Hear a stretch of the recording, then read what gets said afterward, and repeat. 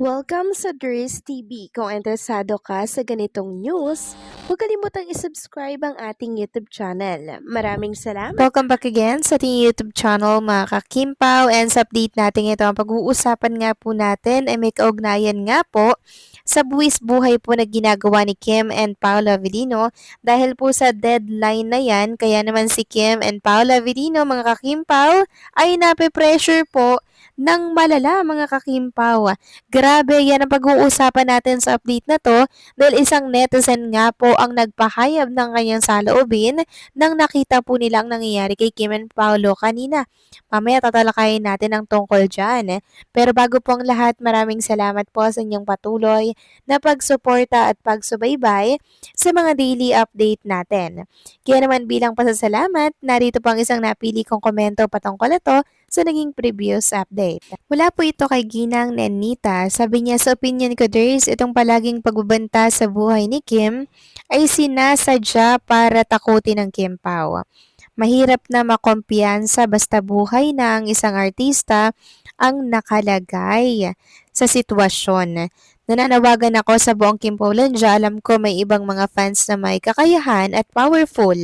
Sampulan nyo na para maleksyonan ang taong ito. Protect Kim Chu. Yes, tama po kayo dyan, Ginang Nenita. Sana nga po'y masampulan na ito pong nakatago at nagkakalat ng pananakot kay Chinita Princess.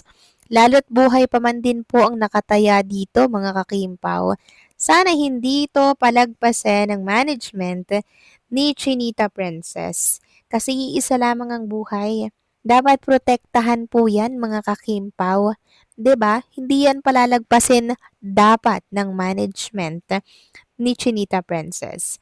Lalo't nalaman po natin, 'di ba, na malaki talagang ambag ni Kim and Paolo Avellino sa ABS-CBN. Pagka ganyan pong malaki ang ambag, abay dapat pinoprotektahan po nila yung artistang yan kasi sila po talaga ang breadwinner ng ABS-CBN. 'Di ba mga kakimpaw, dapat sila po ang unang-unang pinoprotektahan dito. Kaya ipahanap yung bashers na yan, yung nagkakalat na yan sa social media at pinagbabantaan pa nga si Chinita Princess. Huwag kayong mag-alala mga kakimpaw dahil for sure ay pinapatugis na po ang nananakot na yan kay Chinita Princess. So maraming salamat sa inyong komento, Ginang Nenita. God bless po sa inyo at mabuhay kayo.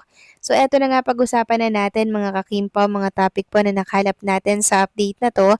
At unahin na nga nating pag-usapan ang tungkol dito sa naging pictorial po ni Chinita Princess kahapon dyan po sa Binondo.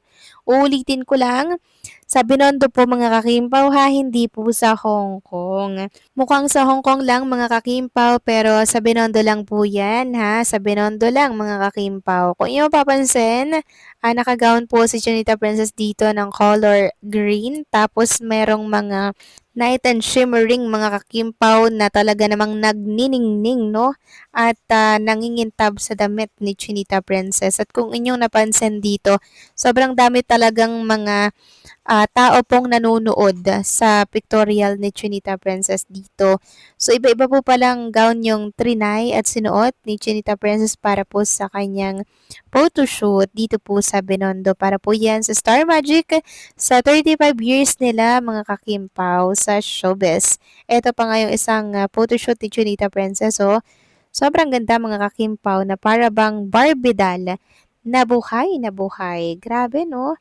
Sobrang ganda niya at hindi po talaga halata sa kanya ang kanyang edad na 36. Samantalang next topic naman, talakayin naman natin mga kakimpong tungkol dito sa headline po natin na may kaugnayan nga po dito sa pagkaka-pressure ni Kim and Paolo Avellino to the point na buwis buhay na po sila kahit bumabaha. Yes, mga kakimpaw, dahil yan ay sa deadline ng kanilang movie para yan sa Metro Manila Film Festival. Sabi nga ng isang netizen na nakasaksi po mga kakimpaw ng pagod ni Chinita Princess at Paolo Avellino ngayong araw po ng Lunes.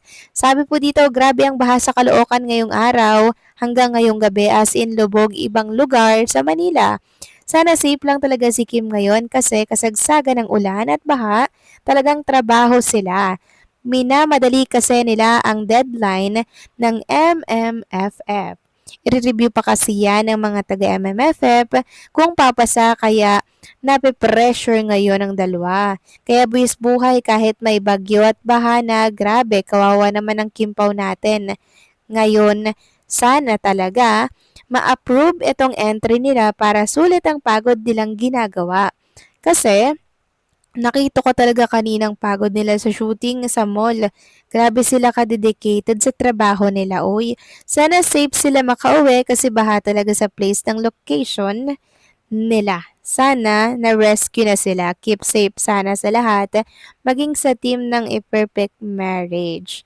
So, ayan mga kakimpo yung natalakay natin kanina na maging ang ilang mga news site at media ay naibalita na po ang tungkol dyan sa bahapong nangyayari dyan po sa Quezon City. Yes mga kakimpaw, talaga naman pong baha to the point po na nagbabangka na po sila para po sila ay makatawid lamang or makapunta sa kanilang paroroonan. Sabi nga po dito, sumakay na sa bangka ang ilang residente para makadaan sa NS Amoranto sa Quezon City matapos itong bahain dahil sa malakas na ulan ngayong Lunes, August 17. So confirm mga kakimpaw na talaga naman pong binabaha sa iba't ibang panig po ng ating lugar dyan po sa Manila. Kaya sana po mag-iingat po ang lahat, lalo na syempre itong si Kim and Paolo. Naramdam talaga natin yung pressure and talagang hinahabol nila no, yung deadline or yung date na dapat po ay maipasa na nga. Ito pong kanilang paunang movie. Kasi i-review pa nga yan mga kakimpaw kaya kinakailangan po nila itong maipasa sa takdang oras at date na ibinigay po sila sa kanila ng Metro Manila Film Festival. And sana nga po ay ma-approve itong entry nila mga kakimpaw para nga naman sulit yung pagod po nila. Kasagsagan ng ulan, baha, bagyo, talagang sinusuong po nila yan para lamang po matapos ito pong movie nila na A Perfect Marriage. Kaya sana mga kakimpaw, ipag-pray po natin ang movie na ito na magtagumpay po sila dito mga kakimpaw kasi ramdam talaga natin yung effort nila para sila po ay makapasok sa entry nito kasi first time po talaga nila para sa Metro Manila Film Festival itong Tambalang Kimpaw. First time nila, kahit ilang taon na po silang magkatambal, magkatrabaho, ngayon lamang po sila sasabak sa Metro Manila Film Festival. Biglaan lang din kasi itong offer na to Pero nakalaan talaga sila kanila, ang gagawin talaga nila is yung Kopino. Nasa Korea sana sila ngayon. Since may offer, ito yung inuna po nila mga kakimpaw. Ang Kopino to follow na lamang at baka next year yan nila gagawin. Next year yan mga kakimpo kasi hindi po nila kaya talagang tapusin yan sa ngayon. Kaya good luck kay Kim and Paula Vilino at keep safe sa buong team. Sana po makauwi po sila ng ligtas at maayos. So kayo ba mga kakimpo, anong masasabi ninyo dito? Please comment down below.